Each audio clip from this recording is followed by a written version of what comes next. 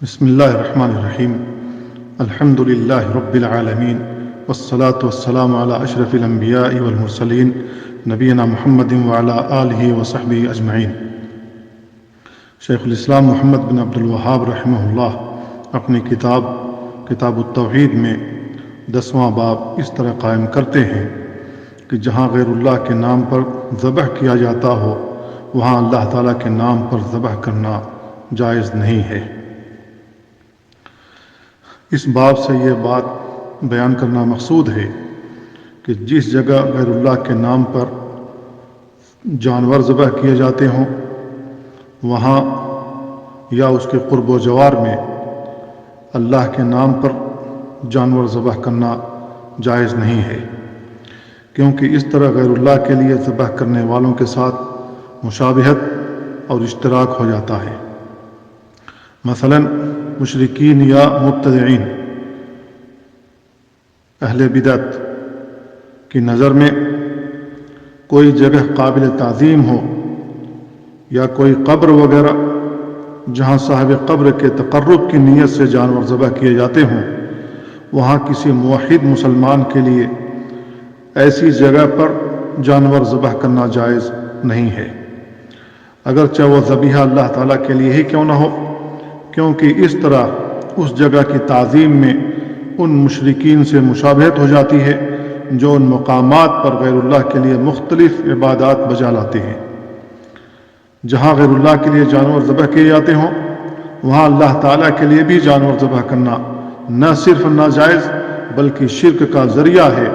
اس سے اس جگہ کی تعظیم ظاہر ہوتی ہے اور یہ فعل سراسر حرام اور ذریعہ شرک ہے۔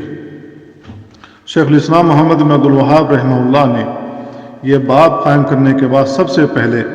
اللہ تعالیٰ کا یہ فرمان ذکر کیا ہے، لا تقم فیہ ابدا لمسجد اسس علی التقوی من اول یوم احق ان تقوم فیہ رجال یحبون ان یتطہروا واللہ یحب المطہرین۔ اے نبی، آپ کبھی اس مسجد ضرار میں عبادت کے لیے نہ کھڑے ہوں، البتہ وہ مسجد جس کی بنیاد روز اول سے ہی تقوی پر رکھی گئی ہے وہ زیادہ موزوں ہے کہ آپ اس میں عبادت کے لیے کھڑے ہوں۔ اس میں ایسے لوگ ہیں جو پاک رہنے کو پسند کرتے ہیں اور اللہ رب العالمین کو بھی صفائی اور پاکیزگی اختیار کرنے والے لوگ ہی پسند ہیں۔ منافقین نے اللہ تعالیٰ اور اس کے رسول کی مخالفت میں ایک مسجد بنائی تھی جسے قرآن میں مسجد ضرار کہا گیا ہے۔ چونکہ مسجد بنانے والے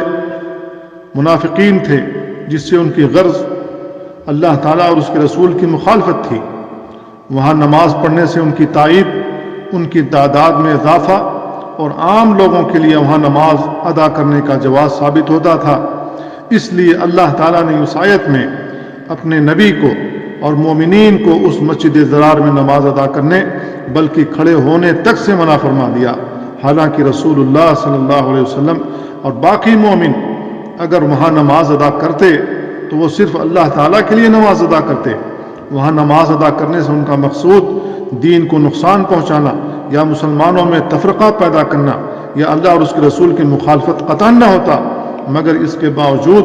وہاں نماز ادا کرنے سے اس لیے منع کیا گیا کہ منافقین کے ساتھ مشابہت اور مشارکت ہوتی تھی۔ تو اس آیت سے جو شیخ الاسلام نے باب قائم کیا ہے اس سے یہی مناسبت ہے کہ مسجد ضرار میں نماز ادا کرنے سے ان منافقین کے ساتھ مشابہت لازم آتی تھی، اس وجہ سے اللہ تعالیٰ نے اس میں نماز پڑھنے سے منع فرما دیا اور رسول اللہ صلی اللہ علیہ وسلم نے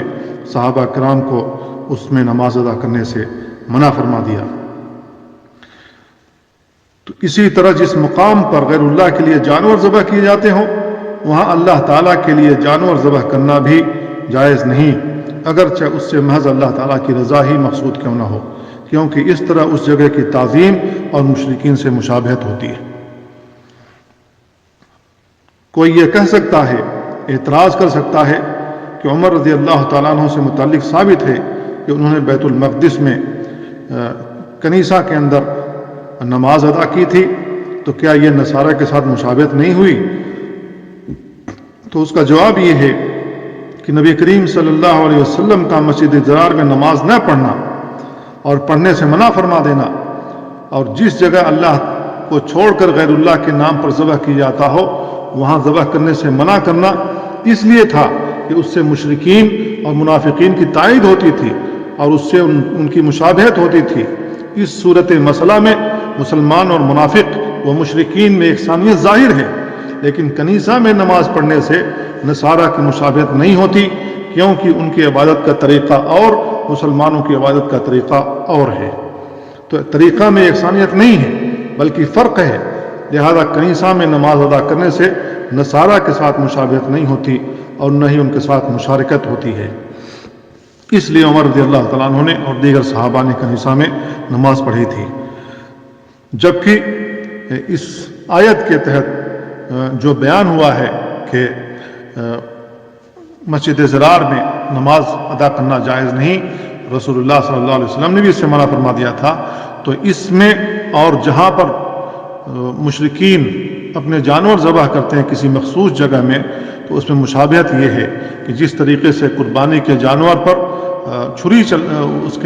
اس کی گردن پر چھری چلائی جاتی ہے، یا اگر کوئی ایسی جگہ ہو جہاں ان کی عبادت غیر اللہ کی عبادت ہوتی ہو تو اس میں مشابہت بالکل واضح ہے۔ اسی وجہ سے شیخ الاسلام نے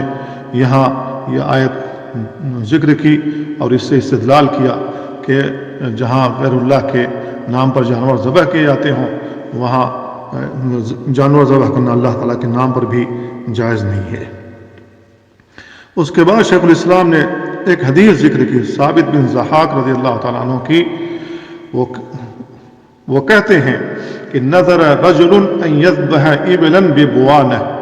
فسأل النبي صلى الله عليه وسلم فقال هل كان فيها وثن من اوثان الجاهلية يعبد؟ قالوا لا. قال فهل كان فيها عيد من اعيادهم؟ قالوا لا. فقال رسول الله صلى الله عليه وسلم اوف بنذرك فإنه لا وفاء لنذر في معصية الله ولا فيما لا يملك ابن آدم۔ یہ سنن ابو داؤد کی روایت ہے۔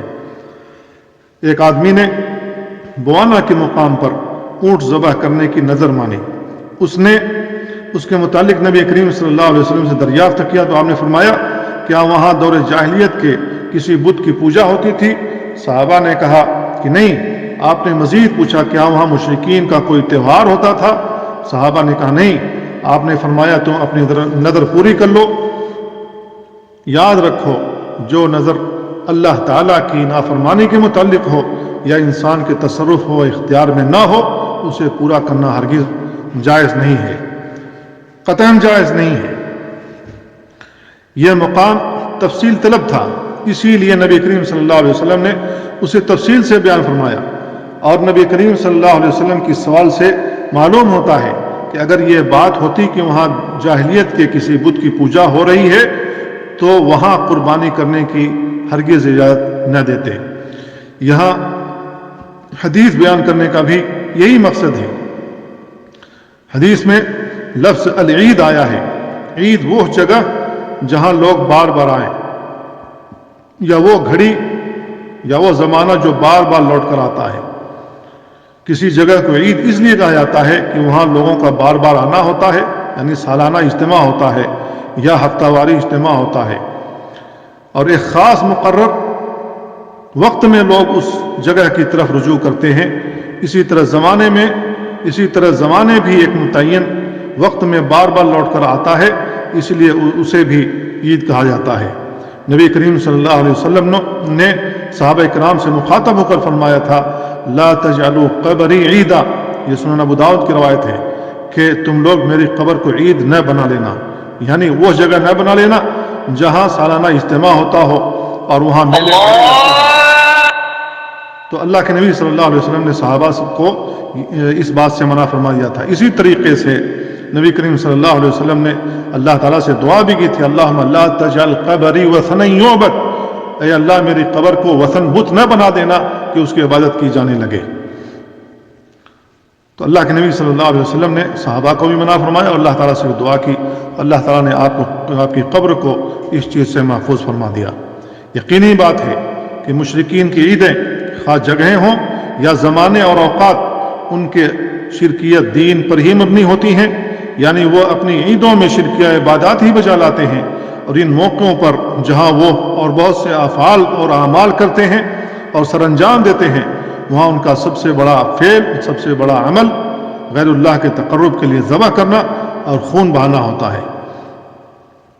معلوم ہوا کہ جہاں مشرکین غیر اللہ کے تقرب کے لیے ذبح کرتے ہوں، وہاں ان کے ساتھ شریک ہو کر ان کی ظاہری مشابہت اختیار کرنا ہرگز جائز نہ ہوگا، اگرچہ وہاں محض اللہ کے تقرب کے لیے ذبح کیوں نہ کیا جائے، فقط رضا الہی کی خاطر نماز کیوں نہ پڑھی جائے۔ رسول اللہ صلی اللہ علیہ وسلم نے اس آدمی سے فرمایا تھا، اوف بنذرک فإنہ لا وفاء لنذر فی معصیۃ اللہ، تم اپنی نظر پوری کرو، کیونکہ جس نظر میں اللہ تعالیٰ کی نافرمانی ہوتی ہو اسے پورا کرنا ہرگز جائز نہیں ہے۔ علماء کا کہنا ہے کہ فإنہ میں فا اس بات پر دلالت کرتا ہے کہ نظر پوری کرنے کی اجازت کا سبب یہ ہے کہ اس نظر میں اللہ تعالیٰ کی معصیت نہیں ہے، اور نبی کریم صلی اللہ علیہ وسلم کا اس آدمی سے تفصیل معلوم کرنا اس بات پر دلالت کرتا ہے کہ جہاں کسی بت کی پوجا ہوتی ہو یا مشرکین کی کوئی عید اور تہوار ہو، وہاں اللہ کے لیے ذبح کرنا اللہ تعالیٰ کی معصیت کا ارتکاب ہوگا۔ آج جو لوگ بھی قبروں کے پاس مرغے لے جا کر کے، بکرے لے جا کر کے ذبح کرتے ہیں، تو یہ لوگ گویا کہ اللہ تعالیٰ کے ساتھ شرک کر رہے ہیں۔ شرک اس ناحیے سے کہ غیر اللہ کے نام پر ان کی نظر مانتے ہوئے، ان کے تقرب حاصل کرتے ہوئے بکرے یا مرغے ذبح کیے جاتے ہیں یا اس کے نام پر چڑھائے جاتے ہیں۔ تو ان لوگوں سے جب کہا جائے کہ یہ اللہ تعالیٰ کے ساتھ شرک ہے، تو وہ لوگ پلٹ کر جواب دیتے ہیں کہ اللہ تعالیٰ کے ساتھ ہم شریک نہیں کرتے، بلکہ ہم اپنا مرغا لے جا کر ذبح کرتے ہیں، اپنے بکرے ذبح کرتے ہیں تو بسم اللہ اللہ اکبر کہہ کے ذبح کرتے ہیں، یعنی اللہ تعالیٰ کے نام پر ذبح کرتے ہیں۔ تو ان لوگوں کا جواب اس طریقے سے دیا جاتا ہے کہ اگر تمہیں اللہ رب العالمین کے نام پر ہی جانور ذبح کرنا تھا، مرغا ذبح کرنا تھا، گائے ذبح کرنی تھی، یا بکرا ذبح کرنا تھا، یا اونٹ ذبح کرنا تھا، تو اپنے گھر میں ہی ذبح کر لیتے۔ اگر اللہ رب العالمین کے نام پر ذبح کرنا تھا تو اپنے گھر میں ذبح کر لیتے، وہاں کھینچ کر کے کیوں لے کر گئے؟ قبروں کے پاس کھینچ کر کے کیوں لے کر کے گئے؟ تو ظاہر ہے کہ ان کے دل میں جو بات چھپی ہوتی ہے وہ باہر نکلتی ہے۔ اس کا جواب وہ یہی دیتے ہیں کہ ہم نے منت مانی ہوئی ہوتی ہے، ہم نے نظر مانی ہوتی ہے کہ ہم بابا کے پاس لے جا کر یہ بکرا یا مرغا ذبح کریں گے تو ہماری مرادیں پوری ہو جائیں گی۔ یعنی بابا کے پاس لے جا کر جب یہ جانور ذبح کریں گے اور بابا کو اپنا دکھڑا سنائیں گے، اپنی باتیں ان کے سامنے رکھیں گے، تو وہ ہماری مرادیں اللہ تک پہنچا دیں گے اور اللہ سے لے کر ہمیں دے دیں گے۔ تو گویا کہ اگرچہ اللہ رب العالمین کے نام پر یہ بکرا ذبح کیا گیا، یہ مرغا ذبح کیا گیا، لیکن تقرب حاصل کیا گیا غیر اللہ کا، اللہ کو چھوڑ کر کسی ولی کا، کسی نبی کا، کسی صالح آدمی کا تقرب حاصل کیا گیا، تو یہ اللہ رب العالمین کے علاوہ غیر اللہ کے نام کی قربانی ہوئی، اور یہ وما اہل بہ لغیر اللہ کے اندر داخل ہے کہ جس جانور کا خون بہایا گیا ہو اور اس پر غیر اللہ کا تقرب حاصل کیا گیا ہو، غیر اللہ کا نام لیا گیا ہو، تو یہاں غیر اللہ کے تقرب حاصل کرتے ہوئے وہ جانور ذبح کیا گیا، لہذا اس بابے کے نام کی قربانی ہوئی، اس ولی کے نام کی قربانی ہوئی، اس کا تقرب حاصل کرتے ہوئے قربانی ہوئی، لہذا یہ غیر اللہ کے نام کی قربانی ہے جو کہ حرام ہے، اس قربانی کا کھانا جائز نہیں، اس مرغے کا کھانا جائز نہیں ہے، اس جانور کا گوشت کھانا جائز نہیں ہے، بلکہ وہ اس جانور کا گوشت خنزیر کے گوشت سے بھی زیادہ غلیظ ہے، کیونکہ اللہ رب العالمین نے حلال جانوروں کی تفصیلات بیان کی ہیں۔ اللہ رب العالمین نے قرآن مجید کے اندر بیان فرمایا ہے کہ وہ جانور بھی حرام ہے جو غیر اللہ کے نام پر ذبح کیا گیا ہو۔ غیر اللہ کے نام پر جس جانور کی قربانی کی گئی ہو وہ جانور بھی، اس کا کھانا بھی حرام ہے، لیکن جو جانور غیر اللہ کے نام پر قربان کیا گیا اور بابا کا تقرب حاصل کرتے ہوئے قربان کیا گیا اور جانور کو کھینچ کر کے وہیں لے جا کر کے قربان کیا گیا، تو ظاہر ہے کہ اس سے ان کا مقصد یہی تھا کہ کہ بابا خوش ہو جائیں، بابا ہم سے راضی ہو جائیں. جب بابا خوش ہو جائیں گے، ہم سے راضی ہو جائیں گے، تو جو کچھ ہم ان کو اپنا دکھڑا سنائیں گے وہ اللہ رب العالمین سے لے کر ہمیں دے دیں گے. تو یہ اس گوشت کو کھانا جائز نہیں، اس چڑھاوے کو کھانا جائز نہیں، کیونکہ اولاً تو وہ حرام ہے، اس کے ساتھ ساتھ شرک کا لاحقہ بھی لگا ہوا، لہذا وہ خنزیر کے گوشت سے بھی زیادہ غلیظ اور حرام ہے. تو اللہ کے نبی صلی اللہ علیہ وسلم نے ان صحابی سے جنہوں نے نظر مانی تھی کہ میں فلاں جگہ میں قربانی کرنا چاہتا ہوں، اللہ کے نبی صلی اللہ علیہ وسلم نے اس سے یہ سوالات پوچھے تھے. تو آج کوئی بھی شخص یہ آ کر کے کہے کہ میں نے نظر مانی ہے کہ میں ایک دیگ چڑھاؤں گا، میں ایک بکرا ذبح کروں گا، تو اسے پوچھا جائے گا کہاں کی نظر مان رکھی ہے. اس سے یہی سوالات پوچھے جائیں گے، کیا وہاں غیر اللہ کی نافرمانی ہو، کیا وہاں غیر اللہ کے نام پر جانور ذبح ہوتے ہیں، یا غیر اللہ کی عبادت بجا لائی جاتی ہے، یا کیا وہاں عید کا سما ہوتا ہے، وہاں تہوار ہوتا ہے، وہاں خوشیاں منائی جاتی ہیں، وہاں میلے ٹھیلے لگتے ہیں. تو اس کا جواب یہی ہے کہ آج جہاں جہاں مقبرے ہیں اور وہاں قربانیاں پیش کی جاتی ہیں، وہاں عید منائی جاتی ہے گویا کی، اور گویا کہ ایک تہوار منایا جاتا ہے. اسی طریقے سے وہاں گویا میلے ٹھیلے لگتے ہیں، اور غیر اللہ کے نام پر جو کچھ ہو رہا ہے وہ ہم سے مخفی نہیں ہے. غیر اللہ کے نام پر قربانی ہوتی ہے، وہاں چڑھاوے چڑھائے جاتے ہیں، وہاں سجدے ہوتے ہیں، وہاں رکوع کیا جاتا ہے، بابا سے علی الاعلان سوال کیا جاتا ہے، مانگا جاتا ہے کہ بھر دو جھولی میری یا محمد. اس قسم کی قوالیاں پڑھی جاتی ہیں جو کہ غیر اللہ کو پکارنا ہے، اللہ کے علاوہ دوسرے کو پکارنا ہے، دوسرے سے دعا کرنا ہے، جبکہ دعا اللہ رب العالمین کے لیے ہی ہو سکتی ہے، کیونکہ دعا عبادت ہے. تو وہاں اگر بابا کو پکارا جائے گا، بابا سے دعا کی جائے گی، بابا سے دعا مانگی جائے گی اور اپنی جھولی بھروائی جائے گی اپنی مرادوں سے، تو اللہ رب العالمین کے ساتھ یہ شرک ہے، اللہ رب العالمین کی عبادت میں یہ شرک ہے. تو قرآن مجید کی آیت اور ایک حدیث ذکر کی شیخ الاسلام محمد بن عبد الوہاب رحمہ اللہ نے، اور قرآن کی آیت اور حدیث ذکر کر کے اس سے چند مسائل کا استخراج کرتے ہیں. پہلا مسئلہ جو انہوں نے نکالا ہے یہ کہ آیت مبارکہ لا تقم فیہ ابداً کی تفسیر معلوم ہوئی کہ اللہ کے نبی صلی اللہ علیہ وسلم کو مسجد ضرار میں نماز پڑھنے سے کیوں منع کیا گیا، اللہ رب العالمین نے کیوں منع کیا، اور رسول اللہ صلی اللہ علیہ وسلم نے وہاں نماز پڑھنے سے صحابہ کو کیوں روکا. نمبر 2، بسا اوقات اللہ تعالیٰ کی اطاعت یا نافرمانی زمین پر بھی اثر انداز ہوتی ہے. نمبر 3، کوئی مشکل مسئلہ سمجھانے کے لیے صورت مسئلہ کو اچھی طرح واضح کرنا چاہیے تاکہ کسی قسم کا کوئی اشکال نہ رہ جائے. نمبر 4، مفتی سائل سے حسب ضرورت متعلقہ تفاصیل اور وضاحتیں طلب کر سکتا ہے تاکہ مسئلہ سمجھنے میں اسے آسانی ہو اور وہ مسئلے کا صحیح جواب دے سکے. نمبر 5، منت اور نظر کے لیے کسی خاص مقام کو مقرر کرنے میں کوئی حرج نہیں، بشرطے کہ اس میں کوئی شرعی رکاوٹ نہ ہو. شرعی رکاوٹ یہی ہے کہ وہاں غیر اللہ کی عبادت بجا لائی جاتی ہو تو وہاں قربانی کرنا جائز نہیں ہے. نمبر 6، جس مقام پر کوئی وثن بت وہاں نظر پوری کرنا یا کوئی دوسری عبادت بجا لانا منع ہے، خواہ اب اسے وہاں سے ختم ہی کیوں نہ کر دیا گیا. وثن اس کو کہتے ہیں جس کی کوئی صورت نہ ہو. وثن کے اندر وثن اور صنم میں فرق یہ ہے کہ صنم وہ ہوتا ہے جس کی کوئی صورت ہو، شکل و صورت ہو، اور وثن وہ ہوتا ہے جس کی کوئی صورت نہ ہو. تو یہ پتھر بھی ہو سکتا ہے جس کو لوگ پوجتے ہوں، اور یہ قبر بھی ہو سکتی ہے جس کو لوگ پوجتے ہوں، جس کی وہاں جا کر کے عبادت بجا لاتے ہوں. اور عبادت بجا لانے کی صورتیں یہی ہیں کہ وہاں سجدے ہوتے ہوں، وہاں اس قبر کا طواف ہوتا ہو، وہاں جا کر کے رکوع کرتے ہوں، وہاں جا کر کے چومتے ہوں، وہاں جا کر کے چڑھاوے چڑھاتے ہوں، وہاں جا کر کے ان سے سوالات کرتے ہوں. تو شرک کی یہی سب صورتیں ہیں. تو وثن اور صنم میں یہی فرق ہے. نمبر 7، جہاں مشرکین کا کوئی میلہ یا تہوار منایا جاتا ہو وہاں پر بھی نظر پوری نہیں کی جا سکتی، خواہ اب وہ سلسلہ بند ہی کیوں نہ ہو چکا ہو. نمبر 8، اگر کسی نے مشرکین کے بت یا تہوار والی جگہ کی نظر مانی ہو تو اسے پورا کرنا جائز نہیں، کیونکہ یہ نافرمانی کی نظر ہے جو کہ ناجائز ہے. لیکن اگر اللہ کی اطاعت کی نظر ہو تو اسے پورا کرنا جائز ہے، اسے پورا کرنا واجب ہے. عمر رضی اللہ تعالیٰ عنہ نے جاہلیت کے زمانے میں نظر مانی تھی کہ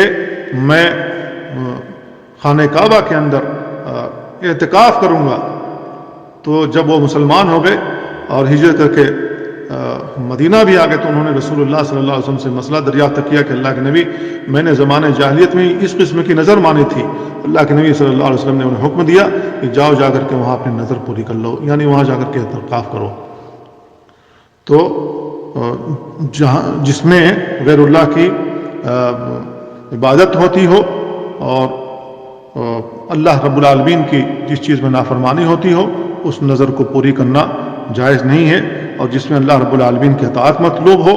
اور وہاں شرک کا شائبہ نہ ہو تو اس نظر کو پوری کرنا واجب ہے. نمبر 9، مشرکوں کے تہوار میں شریک ہو کر ان کی مشابہت سے بچنا چاہیے، اگرچہ ان کی مشابہت کا قصد و ارادہ نہ ہو. تو ان کے تہوار میں بھی جو مشرکین ہیں ان کے تہوار میں بھی شریک نہیں ہونا چاہیے. اور یہ جو سالانہ عیدیں منائی جاتی ہیں اور بابا کی برسی منائی جاتی ہے اور عرس منایا جاتا ہے، تو اس میں بھی مسلمانوں کو، اہل توحید کو شریک ہونے سے بچنا چاہیے اور وہاں جانے سے گریز کرنا چاہیے. نمبر 10، جو نظر اللہ تعالیٰ کی نافرمانی پر مشتمل ہو وہ باطل ہے، لہذا ایسی نظر پوری کرنا جائز نہیں ہے. نمبر 11، جو کام انسان کی ملکیت اور اختیار میں نہ ہو اس کی نظر ماننا بھی ناجائز اور غلط ہے. تو 11 مسائل ہیں جن کا استخراج شیخ الاسلام محمد بن عبد الوہاب رحمہ اللہ نے آیت اور حدیث ذکر کر کے کیا ہے. اللہ تعالی ہمیں شرک سے محفوظ رکھے اور ہمارے اولادوں کو بھی اس قسم کے شرک سے محفوظ رکھے. وصلی اللہ وسلم علی نبینا محمد وعلی آلہ وصحبہ اجمعین.